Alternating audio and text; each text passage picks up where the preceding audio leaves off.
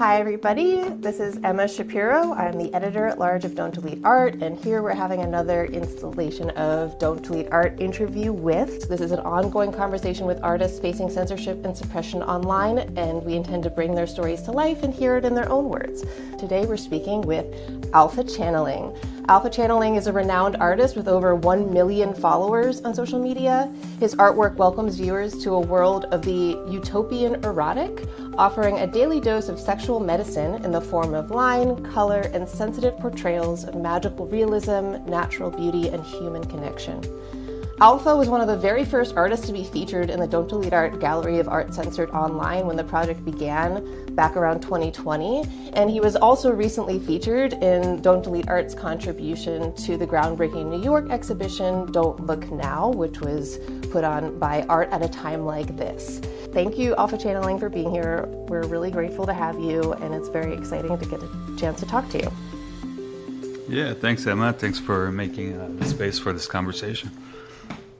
I mean, I am such a big fan of your work. I live in Spain, and just a few months ago, I walked into an acquaintance apartment, and there was artwork of yours on the wall, and it just brought my online life into my physical life in this way that just reminded me so much of just the real artwork that we are physically losing when we're not able to see it online or in person. And she found you online.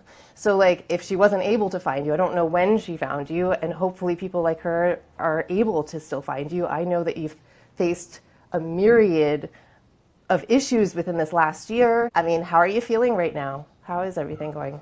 I love hearing that. It's easy for me to forget that my work is still out there or people are still seeing it. I think I can completely lose sight of that there's still some amount of the work out in the world. I've been doing this for 10 years and it's completely changed. I'm not able to run the business as it was. Basically, in the past year, that side of my art practice has completely kind of been frozen to a standstill. I mean, online sales, when did you start relying on those, or when did they become a big part of your practice to begin with? I kind of built my art as a livelihood and a business over time. I used to support it with design work and other professional work. Around 2016, I was able to transition to just my art, completely supporting my life. Yeah, it was such an exhilarating moment. It was unbelievable to me that I was actually getting to do this. One of the most thrilling things ever to kind of make that transition. And that's what makes the grief of right now so stark, is that I remember how thrilled I was to have finally found myself in a situation where my art could be my sole focus. And so right now I'm very confounded by how to move forward, since I transitioned into this situation over a long period of time, and I don't know how to make a radical change in just an instant, especially when the opportunities are so different right now for any small business or creator, artist. The whole environment has shifted. And I think that's one thing worth discussing is, to me, it seems like there's a perception of a certain kind of world that we participate in that is no longer what it is, but we still refer to it as if that's the case, like social media, as if that is still something that people can participate in, that is out there to engage with. And it's clearly departed from any of the ideas and values that it once was. There's a dissonance because that's not named outright. We still refer to it as social media, but very little of it is about the network of your connections, of your audience, of who you follow. That's a big part of what I'm navigating, is how to orient and find new opportunities when that's no longer, in my opinion, something we can engage with.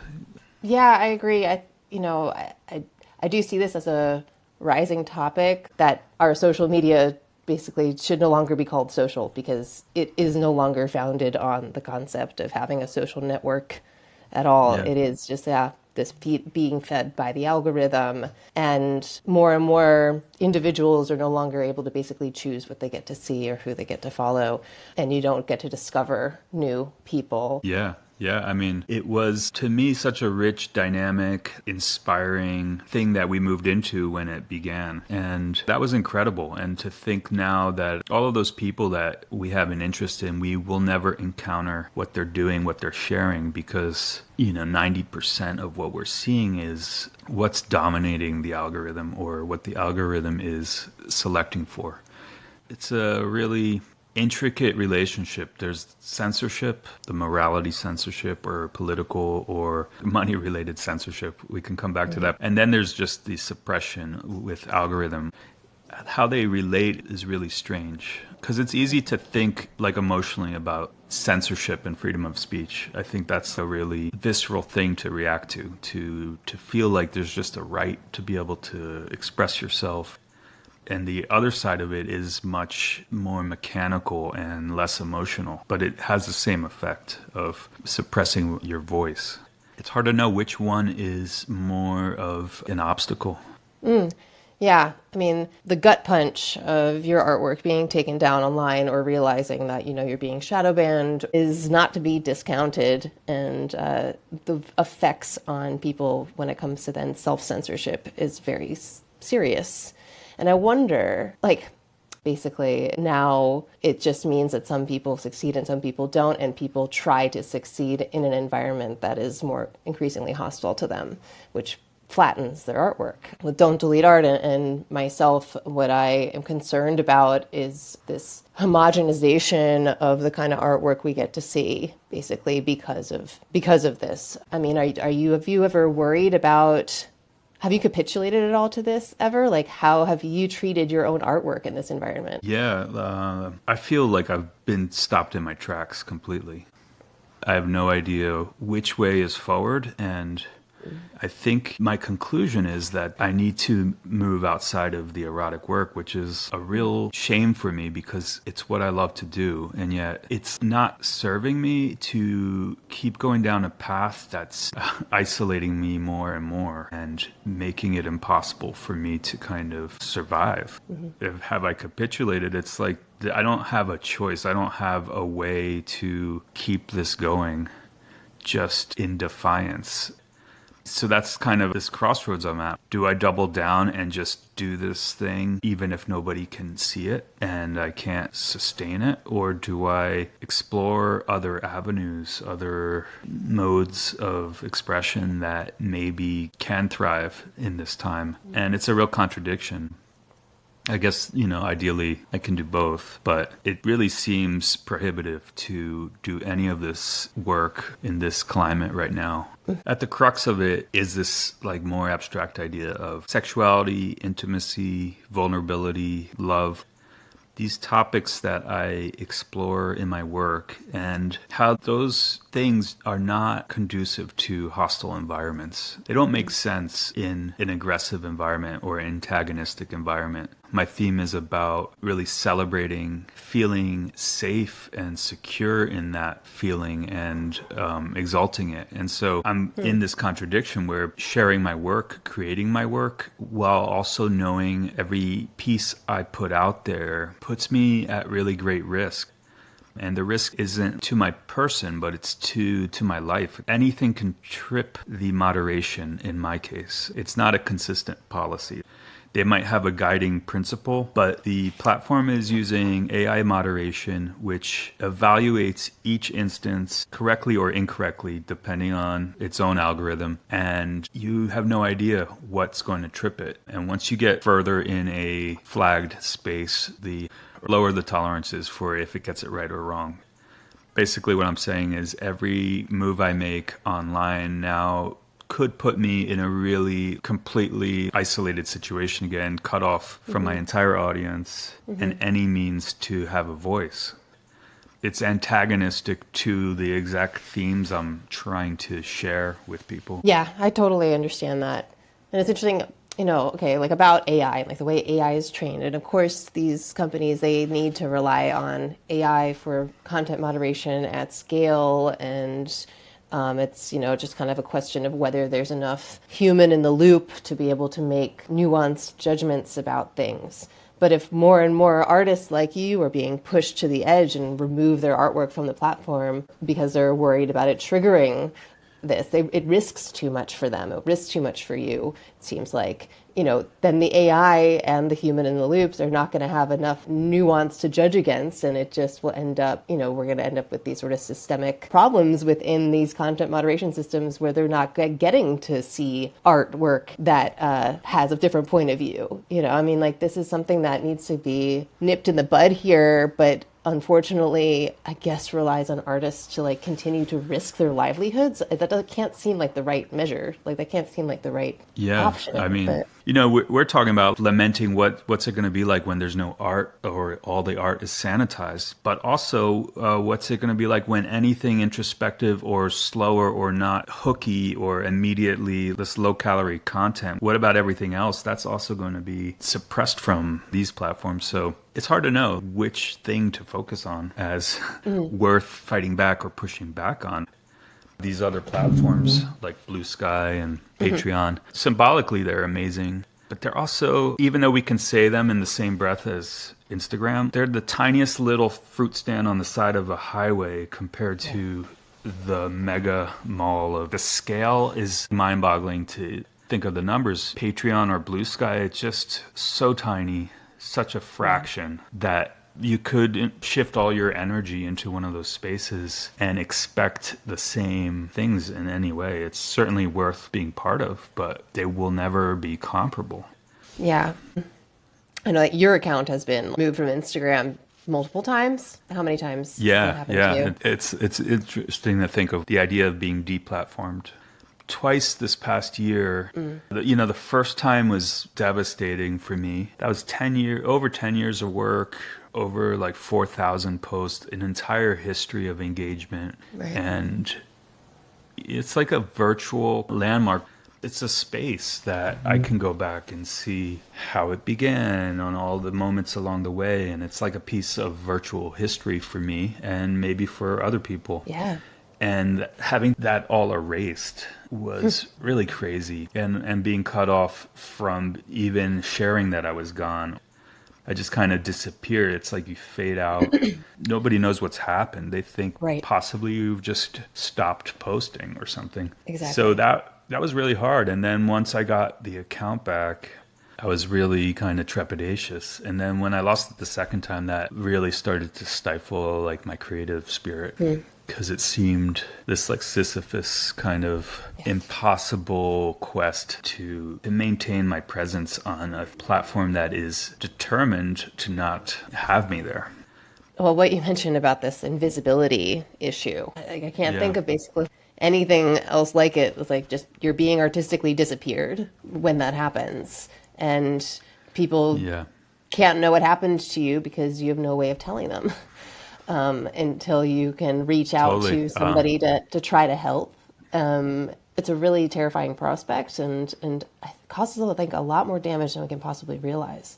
There's no count of how many artists have been removed from these platforms, or why. Yeah, it's really strange. It's such a abstract thing.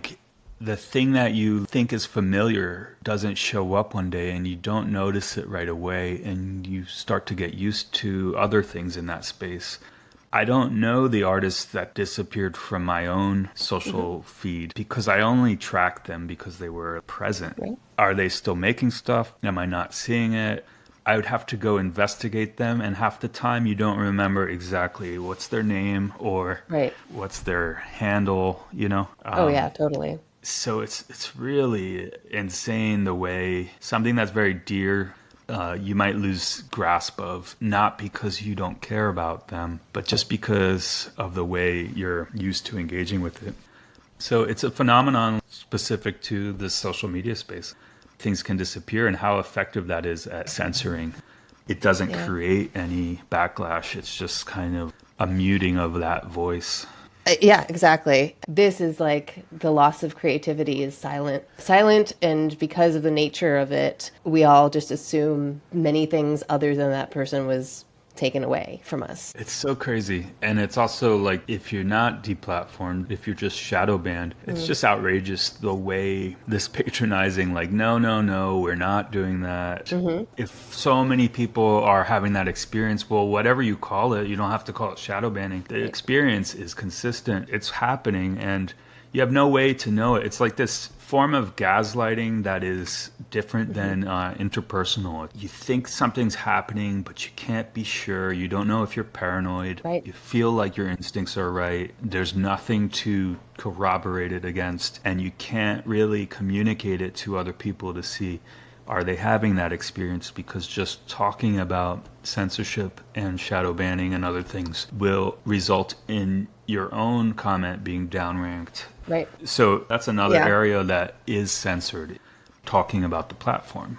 And obviously you can mention it, it's just it gets suppressed. So yeah, and the fact that the only transparency that we get are from the companies themselves. Instagram got called out for shadow banning to an extent in which they could not deny that it was happening like a few years ago, right? And then because of pressures from the EU, they ended up putting in all like the recommendation guidelines and all those different forms of violations that we face and deal with in these restrictions in an effort to sort of make the shadow ban not a shadow ban anymore. So we understand, oh, I violated this recommendation guideline, so I am not visible in non-followers feeds, et cetera, et cetera.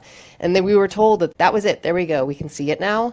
And then, I don't know if you noticed this or if you even had your account back yet, but last January when Mark Zuckerberg made that announcement that they were going to be messing with the moderation on Instagram and Facebook, there was a noticeable shift right after that where all of a sudden you were seeing people in your feed that you realized you hadn't seen in a long time, which is jarring because you're like, oh my God, like I didn't even realize, like you're talking about, like how are you supposed to even know if you're not seeing somebody's work, even if it's somebody you love? But suddenly there were all these messages flying back and forth between the artist community being like, oh my God, I hadn't seen your work in forever and now it's in my feed again. Like, this is amazing. But that means that there were these shadow bans that they weren't telling us about, you know, like like that just proves that there were, and everything was moving so fast and everything moves so fast now that there's no moment to even call it out, you know? Yeah, just totally. So frustrating. It's insane. Yeah, you know, this topic in general, it's like, you know, when I thought about having our conversation, I'm just so lost in all of the facets of how it's impacted me and the kind of like frustration of it that it's hard for me to even just not get lost in an endless kind of airing of my grievances or like yeah, I know. Struggles with this. And it's like, how do we make sense of it or even kind of talk about all of it? It's a confusing space. I think that, it's like so easy to go on and on, but we don't get the opportunity to talk about it enough within our community because of what you say. Like, it does get suppressed even when you start complaining about the platform on the platform. Then there's also a very low level of education on how these platforms actually work and like what downranking even is and why things are happening to you. And so bringing that to the art community is a crucial thing to do. And I think a responsibility of artists who understand what's going on to help educate other artists so that there can be choice, like that people can actually make educated choices about how they use a platform or not. But it's a lot, I mean, the number of things that artists are required to do is never ending. I'm trying to like reckon with this more philosophical principle of doing things that are in flow with the universe. You know, when to recognize that you're like beating your head against a brick wall. When does it make sense to stop putting all your energy against the current and find where it's flowing? Whether that means for me recognizing that what was a joy and a generative thing is become trepidatious, anxiety producing, and inhibiting. So do I want to keep funneling my energy into a negative return, or do I kind of identify where it can flow and amplify and take stock of things and reorient. And so, yeah, I'm thinking, about what you were talking about, your artwork being this celebration of safe space, basically, being about enjoyment and freedom, and how, like, where does that belong if what it's meant to do is just be a celebration, but it's having to face this antagonism. It's in a hostile environment. Like, how does it change the message of it? I still see, like, when I look at your artwork, I still just see the joy in it. And I think a lot of people do, but it is now in contrast, Yeah, that's what I was mentioning earlier, like Audre Lorde and her kind Right. of writing about the erotic as power, and just what a profound part of ourselves that is, and how easily we are separated from it. Yeah, let me just read that quote. The erotic as power is like described by Audre Lorde, which is, in touch with the erotic, I become less willing to accept powerlessness or those other supplied states of which being are not native to me, such as resignation, despair, self-effacement, depression, self-denial. That is very interesting. The censorship of sexuality, of sex positivity, of all of these topics feels like this cultural lobotomy, this kind of like, let's surgically exclude this central piece of humanity in our media, in this collective repository of human Yeah, self. I would equate it to, like, if somebody is in an intimate situation with a lover and they want to express themselves or be a part of themselves, but they're worried about being judged, that is going to inhibit that freedom. And in my case, it's not the judgment I'm worried about, but the repercussions of that sharing. And so it makes the making of the art feel conflicted, because it's like honoring myself and I'm being true to my joy in making it. But while I'm making it, I'm understanding that this is working against me in my world, and this devotion of my time and my energy will be creating problems for me. And so there's a conflict in my own freedom to devote myself to it, because I am kind of making things harder by putting my energy into something that will create retribution. For me, it's my livelihood that the real impact is. If I was somehow not dependent on my art, I think I might have less of an edge to the whole thing. Yeah, but what a pity, because like being dependent on your art, being able to be a full-time artist is what you're supposed to be able to do. Yeah. Yeah. I mean, it's a wonderful thing, and Yeah. yeah, it's interesting to think of how the censorship plays out. If you use a nude body and you know that there's not a person who's going to decide, is this sexual, is it not? Is it pornographic? Is it a content violation? You know that it's a machine who's going to visually scan the image, detect what's in it, and if it sees anything that has association or a resemblance to a nude figure, it will know to tag it that way, and it will get filtered. So how could you ever include those things without knowing that the tiniest inclusion of anything that trips that will make your work invisible? Why would you want your work to be invisible? Like, if you could just not put that figure in, or if you could obscure that figure just enough, then the whole world will get to see what you're making. And if you refuse to obscure it, you've maintained your integrity, but it will like never be experienced. It's such a crazy way of making art. It really is. And yes, especially that self-censorship of like, we've developed an entire like visual vocabulary of how to try to trick an algorithm away from identifying the human body, just to be able to include it, whether these things work or not. And it's such an absurd game that we play. Yeah. Because risking it is more than risking. I mean, like, there are, like you said, it's a machine that's reading it, and it's going to read it. You don't get around it. Yeah, it reads it wildly incorrectly. I mean, that's my account was taken down. So many posts of mine were tagged as sexual solicitation, and Right. Yeah. it's just such a wild kind of, yeah. Yeah, when that started being flung around, that was a big turning point for me in my activism. But it has always been bothersome to me that in most of the guidelines of any platform, nudity and sexual activity are considered one and the same.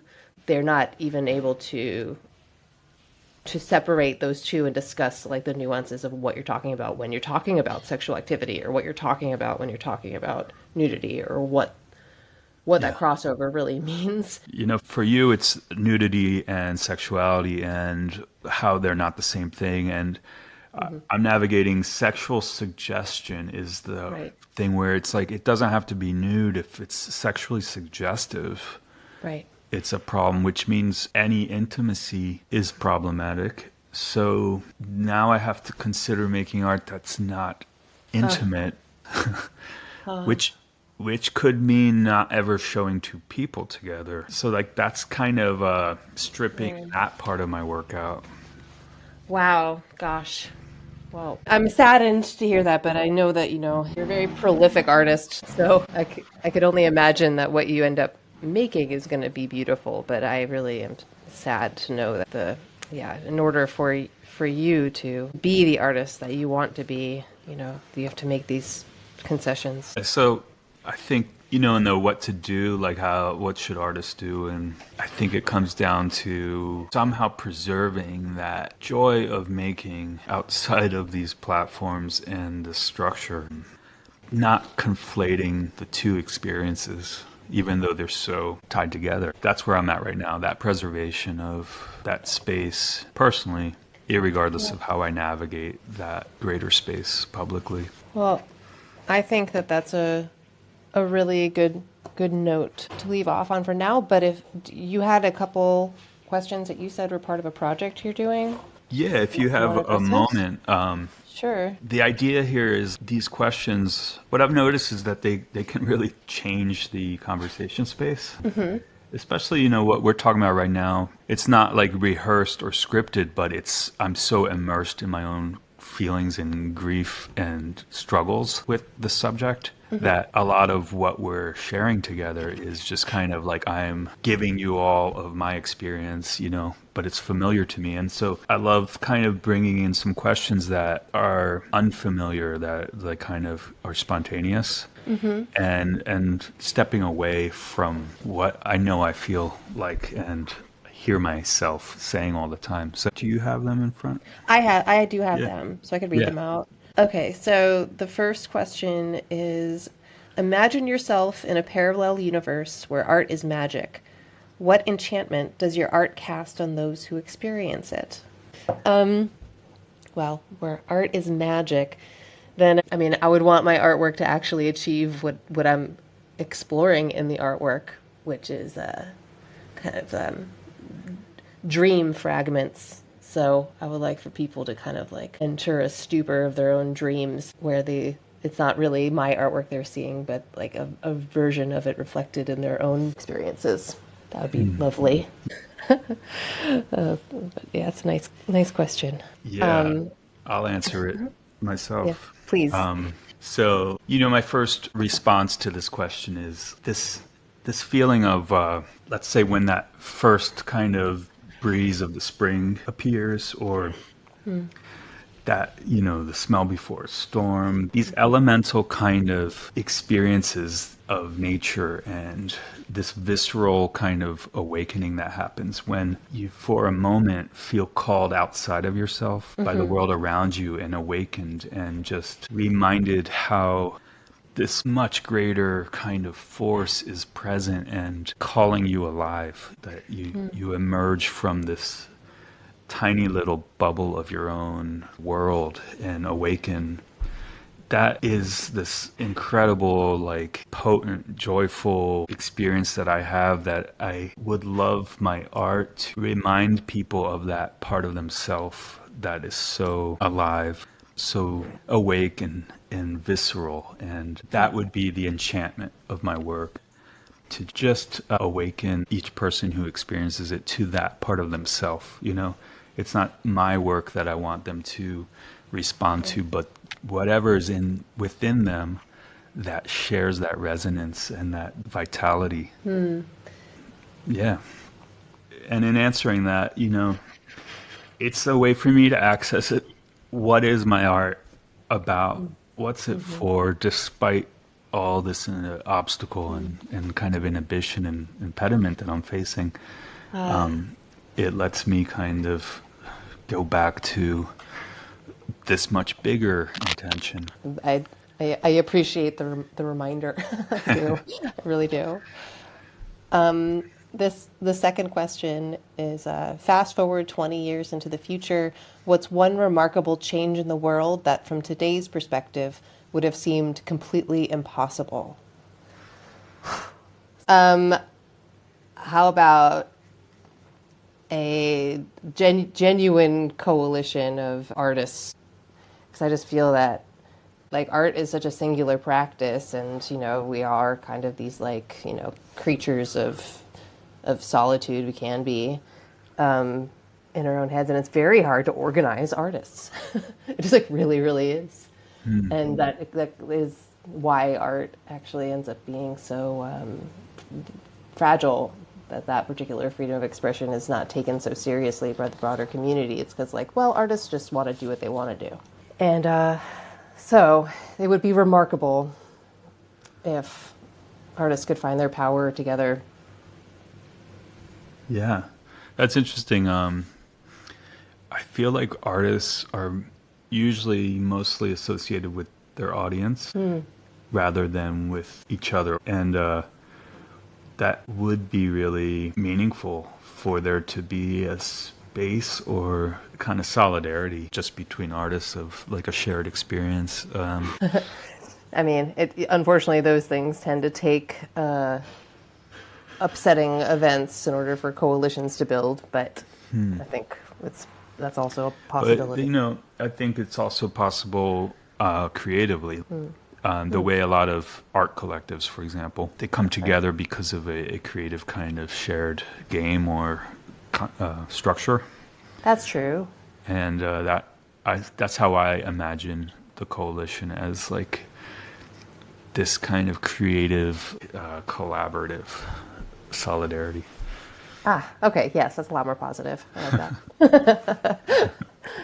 What about you? What's your remarkable change?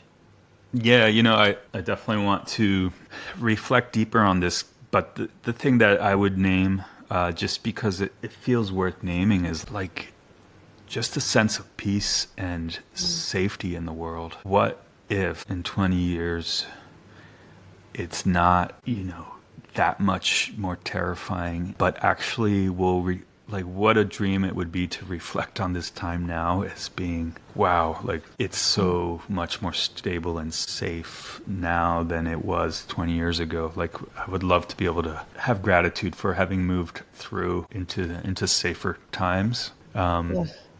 There's a power in naming these things that seem impossible. Yeah.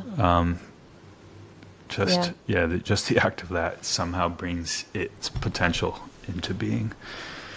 It's interesting to like go to that space after mining all of the struggles, and No, to like that's, open up again to yeah, the future's unwritten. yeah, it is nice. It does feel less heavy. So I appreciate ending on that note.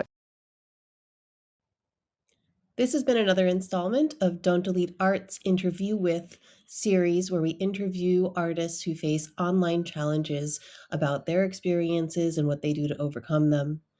If you have any problems with online suppression or censorship, please visit don'tdelete.art and follow us on Instagram at don'tdelete.art. Thank you.